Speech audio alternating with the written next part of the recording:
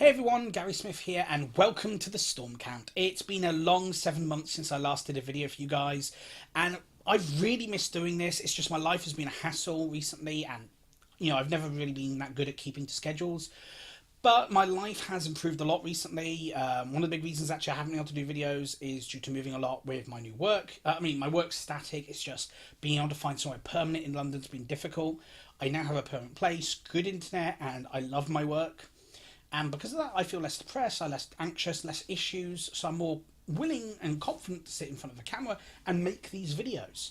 And so I really want to start making videos for you guys and keep to a more regular schedule, so hopefully you'll see that from me going forward. But for my first video for the kind of channel's reinvigoration, I was wondering what topic to do. Then I get home from work tonight and see that Wizards have handed me a topic right on a plate. The new mulligan rule for Mythic Championship London. So for those of you who aren't aware, Mythic Championship London at the end of April has, we've not known about it, we've not known about the formats, we've not known what's really going to happen, and they announced today the format's going to be Modern for the constructed portion, War of the Spark for the draft limited portion. It's going to be great because no one will know how to draft the format apart from a few of the pros who've just spent all week on Magic Online or Arena. Although Arena bots, issues on its own thing. But the biggest change or the biggest announcement that's kind of caused a lot of controversy isn't anything to do with the formats or anything. It's the fact they've announced a new mulligan rule change, which is actually a very dangerous rule change. Normally I want to say, actually, let's be a bit more positive. Let's be a bit more moderate in our things. But this rule change is, quite frankly, very risky. And before we get into why, I kind of want to tell you a bit about the mulligan rule and a bit of the history of the mulligan rules as well. So the new mulligan rule that are going to be testing at Mythic Championship London is you never mulligan below 7. Instead, you always mulligan to 7. Then when you eventually keep your hands, you count how many times you've mulliganed and put that many cards on the bottom of your library from your hand. So if you mulligan 3 or 4 times, you then put 3 or 4 cards from your hand on the bottom of your library. Now, for a brief history of mulligan rules and Magic and kind of see where we've got to. When the first mulligan rule of Magic was around, you could only mulligan in one of 2 situations. If you had no land in your hand or only land in your hand. So no land or no spells. You had to then reveal your opponent to your hand to prove hand to your opponent to prove that this was the case. Then you mulligan to 7, but that was like the only times you can mulligan. So any other non-functional hand, like 1 land and 6 spells, all of which were like 2 or 3 mana, or very risky hands at least, you had to keep. You couldn't mulligan them. Wizards eventually thought that actually that's a bit dangerous. We want you to actually be able to play games. So hey, instead of that, what you do is you can mulligan as many times as you want, but every time you mulligan, you draw 1 less card. Brilliant change. The number of non-functional games dropped dramatically and was a great rules change for a while. But then a few years ago at Pro Tour Vancouver, they made another change to the rule. A very small change this time. It wasn't as dramatic as the change from the first version to the second version of the rule. Instead, in this version of the rule, once you finished mulliganing, if you kept a hand of less than 7 cards, so 6 or less, you then scry 1. Doesn't matter how many times you mulliganed, you only scry 1.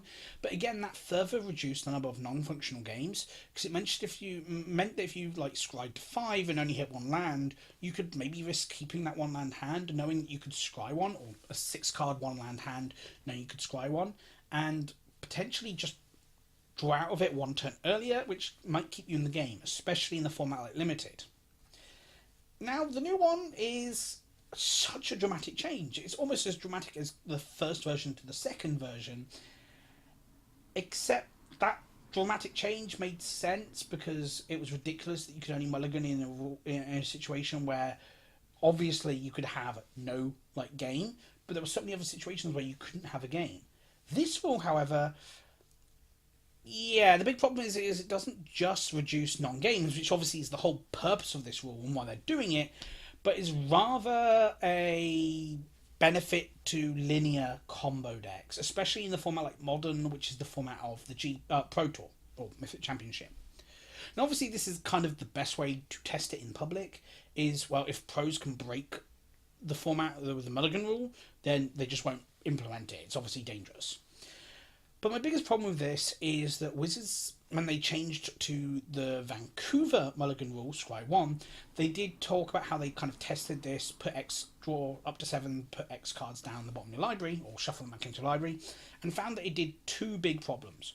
One, it increased the time to mulligan too much because of all the decisions you had to make, and B, affected deck building.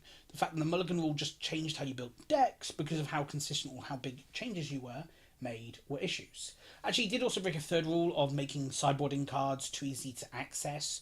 So in a format like Modern, again, where one sideboard card can win the game on its own, it made it too easy to access. So why are they trying it now? Well, the only thing I can think of is Arena, which makes sense, actually, why they'd make this change with Arena on the format. I mean, basically Arena already has its own weird way to mulligan, and so they obviously want to have a way for players who play Arena to paper to kind of have a more closer to Arena mulligan experience, I guess. I mean, that's the only way I can reason for this change, because none of the reasons they gave of why it was bad last time have changed.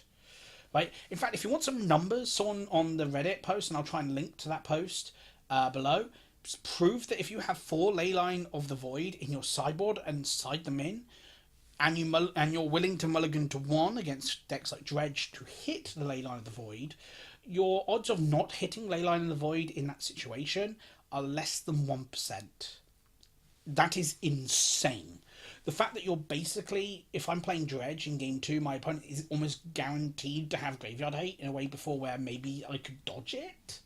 Or at least if I had answers to it, I could draw the answers to it and maybe they don't have 1 copy. Now they're going to have at least 1, maybe even 2 copies and just ruin that game plan.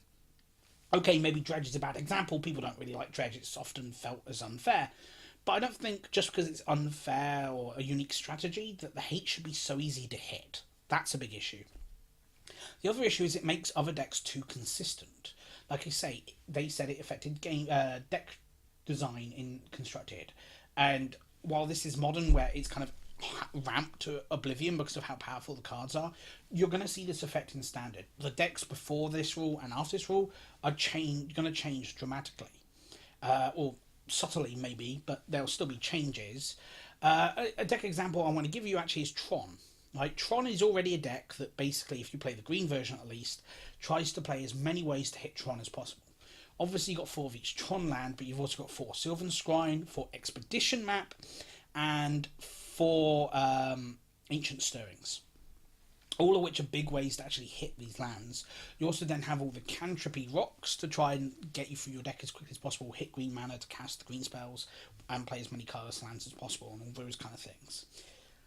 With this change, I'm almost certain that your odds of hitting Tron, if you have to mulligan to 4 to get a natural opening hand of Tron plus a relevant card like Wormclaw Engine or Khan, are going to go from, like, say, maybe 30% to, like, 80 or 90%. Although I would have to do the maths, so I could be quite wrong here. I don't think I'll be that wrong, right? Because not only are they going to go from... basically, they're not only going to have, like, 8 extra ways to hit the Tron lands beyond the Tron lands, they're now just going to be able to have greater odds of just mulliganing into Tron lands. And given the fact they only need to hit 2 Tron lands, an Expedition Map, 2 Tron lands, a thing, like a Sphere in the top X cards in the library, basically there's so many ways for them to assemble Tron in their deck anyway, the odds of hitting Tron has just gone through the roof on turn 3. And that is obscene, right? Obscene that they can do that. And it might even mean they can cut things. Right? The fact they can hit Tron even better with this mulligan rule, you might see them cutting some of the rocks. You know, maybe you don't need Sylvan Ancient Stirrings as much because you can hit Tron lands as much. Or maybe you cut the Sylvan Scrying because you can already mulligan to hit the Tron lands even better. And so you cut some of the reasons to need green. Of course, this also benefits like the other variants of Tron that didn't have access to Sylvan Scrying. And, you know, if you're going to cut Sylvan Scrying, maybe you just go mono blue Tron. Maybe you go the blue Tron deck, so you keep the Expedition Map to hit the Tron, but now you don't need all the spheres or stars or, you know, the chromatic things. You can just run mono blue Tron with the signets and the counter spells and the bounce spells and a lock that's incredibly powerful once you assemble it. And yeah, no, so it definitely will affect deck building, but it also means that you've got linear decks like Storm or Affinity getting huge benefits because they're more likely to hit the more relevant pieces in game 1 or 2, and obviously in game 1 it benefits Dredge as well because they're more likely to hit the cards that help them get cards into their graveyard, like on the tip of my tongue, the 1 red spell you can flash back, and Faithless Looting. That's it, Faithless Looting. A card that was incredibly powerful in Ultimate Masters Limited because of just how powerful it is in Modern, for example. And so the fact they can hit all these things as well. This doesn't mean that non-linear decks aren't benefiting. Every deck benefits from this. The fact that you're less likely to have a non-game benefit. But I think it's safe to say that control decks benefit less than threat-based decks, right? Control deck is trying to assemble a certain sort of answers to all the threats in the format. And in Modern, the threats are so versatile and wide that you need to hit so many different answers, right? Also, the fact that control decks are more reliant on hitting land drops than some of the other decks means that control decks are just already fairly bad at mulliganing when you compare them to these other decks. And it also means that their benefit from this is a lot less than the other decks. Again, they still benefit, but the percentage of benefit kind of is obviously a square curve, right? It's not linear. Or maybe it is linear, but it's not equal. Basically, not everyone's benefiting, is my point. So yeah, this mulligan rule is terrible, and I hope it gets proved terrible in this thing. Of course, the idea is they want to bring it into standard or limited, where again it makes more sense there, right? I'm actually more fine with it in limited because you're not going to have these decks that like trying to assemble this super combo. But it does again make bombs more powerful in limited. They're more likely to hit these limited bombs. But ultimately, I think non-games are more relevant in limited, and I've beaten bombs when I actually hit my mana and stuff like that. And bombs tend to be more punishing limited when you don't hit your mana or whatever. So non-games, getting rid of those limited, I'm fine with. Even though it does still affect like the time thing, you just generally put the most expensive card in your hand at the bottom or whatever.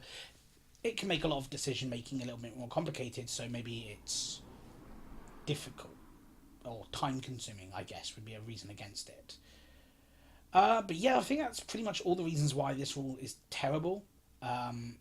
Again, if they're making this because of Arena, that's just a terrible experience. Arena and Paper are already being treated differently by Wizards.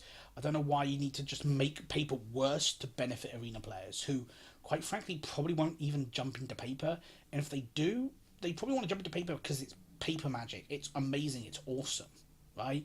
It survived for 25 years as it is. It doesn't need to be made worse for Modern, Legacy, and all these other formats just to benefit a few Arena players transitioning, right?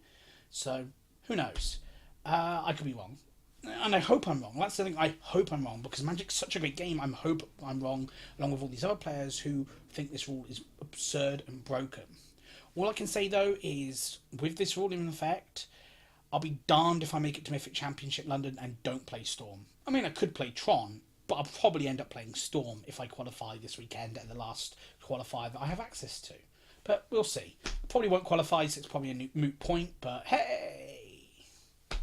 So anyway, yes, that's me back. Thank you for watching this video. Please, obviously, don't forget to like, share, and subscribe, and click the little notification thing if you want to see more of my videos. I will aim to do more of these videos in future, hopefully weekly or 2 or 3 a week. At least 1 a week will be my goal. And hopefully you enjoy them, and I'll get better at making these videos and editing as I actually put consistent time into them. So thank you very much for watching, guys, and I'll see you next time.